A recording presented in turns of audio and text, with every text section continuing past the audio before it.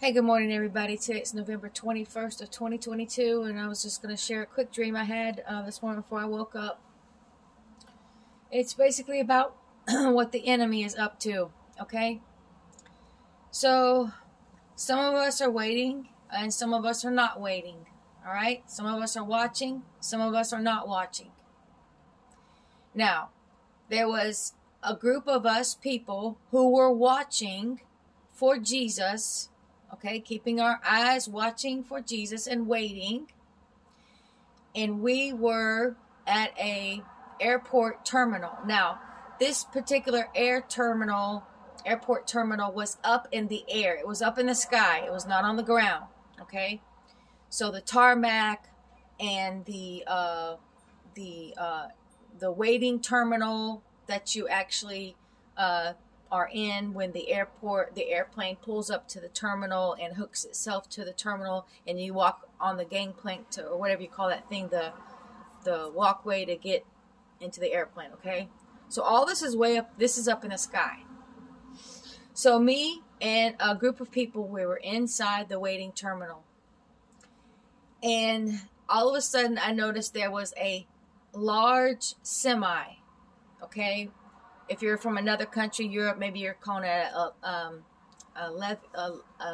levy, a lorry. I don't know what you call it over there, okay? But I'm just saying a semi. It's a big 18-wheeler, a tractor trailer, okay? And it had a flatbed on the back. And it had this big, long, huge concrete platform that they were hauling that was on the back of the flatbed truck. Now, all of a sudden, that big, huge semi, it was abnormally large because it was just as tall as this waiting terminal that we were sitting inside. So it started backing up. And at first I'm like, hey, wait a minute, where'd that come from? And it just kept backing up, and it was the back end of the truck was going to hit the terminal. And I seen it. And at first it didn't look like it was going to actually do that much damage, but then all of a sudden it started pushing the waiting terminal, okay? Now, like I told you, this whole entire thing is up in the sky, all right? And I had the knowing that this semi was trying to push the waiting terminal off of the tarmac, okay? And off the edge. And if that happened, you know, we would have been pushed right off the edge, and we were up in the sky, okay? Way up in the sky. So obviously catastrophe, right? So the people on the in the waiting terminal, I remember somebody said, this one lady, she says, oh, well, let it be whatever it's going to be. Like she wasn't concerned. Like there was danger. The terminal, you could hear the waiting terminal scratching and screeching along as it's being pushed along this concrete tarmac, and it's being pushed closer and closer to the edge. And I'm like, oh no, I'm not having this. So I see an exit door, so I go run out the exit door, and I have to jump down onto the ground. Now the waiting tarmac is always like at least like 30 feet off the ground, something like that, like 20, 30 feet off the ground. I had to jump that far down onto the tarmac. So I jumped down onto the tarmac because my plan is, okay, I got to go make this guy stop.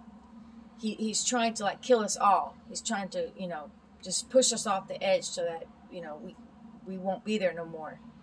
And so I had to just jump out of there, and I jump out onto the ground, and I go over there in front of the cab of where the driver is, and I'm waving my hands back and forth like, hey, stop, you gotta stop, you gotta stop. And he starts laughing. He starts laughing, and he pushes some kind of a button in his tractor, in the cab of his truck. He pushes a button, and then all of a sudden, these balloons launch off the cab of his truck, and it takes him away. So he just got away. Is basically what that was. These balloons just launched off from inside of his cabin, from his cab, his truck cab, and lifted him up and away. So he was able to make an escape. He got away. Okay. So the interpretation of this dream is that the devil I mean, this was a representation of the enemy. And our enemy is the devil. And he's going to do all he can to cause you to stop waiting and to cause you to stop watching. He literally wants to kill you. Okay? So I'm just going to encourage you. No matter what you see coming, danger's coming. No matter what you see, no matter what you hear, don't stop waiting. Don't stop watching. And don't forget, there was one woman inside of the one woman that was inside of the waiting terminal when she saw this happen. She's like, okay, well, it's whatever's going to happen, it's going to happen, you know, like, let it be, whatever's, you know, just, oh well. Like, she wasn't going to fight against it. She wasn't going to say nothing. She just accepted it. Okay, she accepted being pushed off the edge, okay, to her death. She accepted it. She wasn't going to do nothing about it. All right. And I'm the only one out of the whole group who went running, had to do something about it. I went running out of the exit door and, you know, tried to stop this guy. But then he started laughing, this really evil laugh, and just escaped away. Okay. But, all right. So all I can do is just try to encourage you, brothers and sisters. Just continue to watch. Don't give up.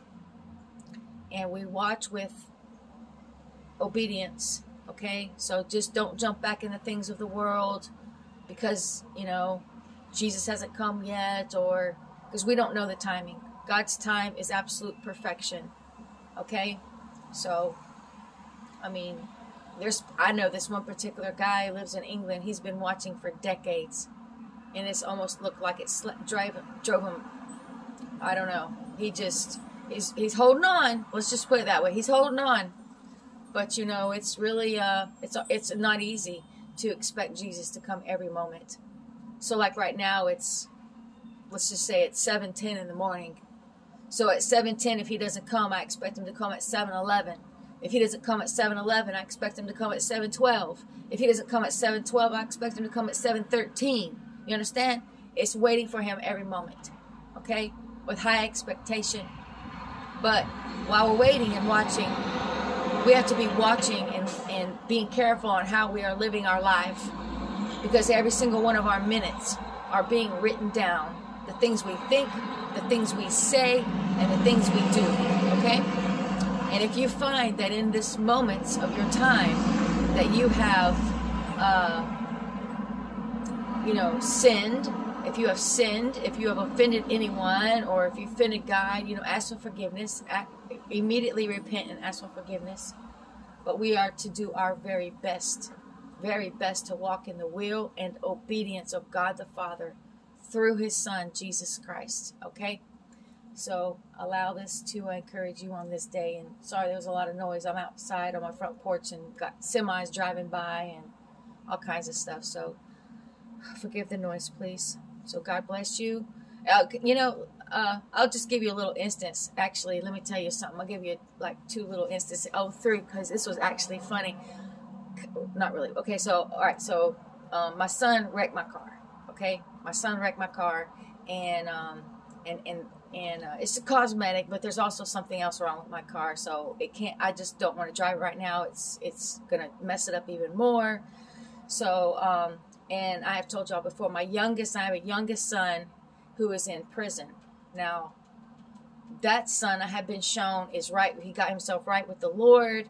He's in a faith-based dorm where they speak about the Lord, all throughout the day, and they go, they do Bible studies, they pray all together. All these guys get together and they pray together every day, and they have devotions every day, and my son Josh has really turned his life around. My oldest son, who actually wrecked my car, Justin, the Lord has shown me he gets left behind. Several times He showed me this dream, and different dreams, but he gets left behind. But, however, Justin gets it right before he takes his last breath, and he gets to go to heaven eventually. So, I take comfort in that. So, okay, so let me just show you how the devil's trying to, cause me to focus on the issues and cares and worries of the world, right? But we're not supposed to do that. We're supposed to look up. We're not supposed to worry about the things going on here. So my car, just the other day, my car, so I use my car, obviously, because I go see my son Josh in prison, okay? So that's why I'm telling you all this. So my car got wrecked, and it's also driving funny, so it's making this weird, it's just not driving like it's supposed to, so I can't drive it to go see Josh.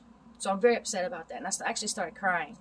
I try not to cry, but by the end of that day, I was like crying.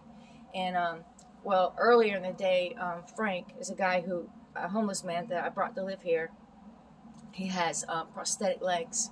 he rides this bicycle, it's an electric bike, and he just got new legs. And he showed me that morning. He's like, "Hey, come here, I gotta show you, I got these new legs. But see, look here, I just got this couple scratches on my leg. And on my new leg, I just kind of scratched them up already." He goes, "I was out riding my bike." He goes, "And all of a sudden I heard this noise like a banging noise, And then all of a sudden my bike went up and down like kaboom, like I just ran over something." And I'm thinking to myself, what did I run over? I turn around and look back, and there's my leg laying in the road. I just ran over my own leg. So when he first told me about it, I wasn't laughing, but when I started crying that afternoon, all of a sudden that thought came to me, and I bust out laughing. Oh my gosh, I was just laughing my behind off, because I'm like, dude, you think you got it bad? Well, look at poor Frank. He done ran over his own leg, So all glory and honor to not taking things too seriously, okay? Like the car is not going to heaven with me, and I will make a way to go see Josh, And my friend Lisa, our sister Lisa, she was just telling me about, she just ordered some this kind of base paint, this antimicrobial, I don't know, antibacterial kind of like paint stuff. It's called Kills. So she ordered it, and when it came to her, when they brought the package to her, the lid was off. So it had made a mess all inside the bag. So she sent it back, and they sent her another can of it, and this time the lid was off, and the paint was all spilt inside the bag, and the whole box was soaking wet with paint, and the delivery driver knew it was broke. It had his fingerprints were all over wet paint fingerprints were all over the box. It ended up getting on her porch. See what I'm saying? So these are little things, right? But see how the devil's just trying to poke and prod and make us upset and get us to focus on things that, don't truly even matter. But like I was able to hold my thoughts captive. I did cry. I admit I did cry about it for a little bit, but then it was like the Holy Spirit's like, "Hey, wait a minute, check out Frank. Remember what Frank said?" And it just caused me just to refocus, right? And then Lisa started to get all upset about the paint stuff, and she's like, "No, hold up, nope, I know who's behind this. Is the devil, and he's not gonna win. He's not gonna succeed." So she was able to hold her thoughts captive. So I just wanted to tell you those things that, I don't know what you're going through, but if it's turmoil, if it's any kind of thing that's just trying to take your peace, okay, because God says he gives you the peace that passes all comprehension, okay? So if it's anything that's trying to take your peace, know that the devil's behind it, and he's just laughing. He's laughing, okay? He's laughing. He wants you to focus on what he's trying to do, okay? So just try to hold your thoughts captive and refocus, okay? Acknowledge it's the enemy, all right? So God bless you. God bless your family, and God bless your animals on this day. Goodbye.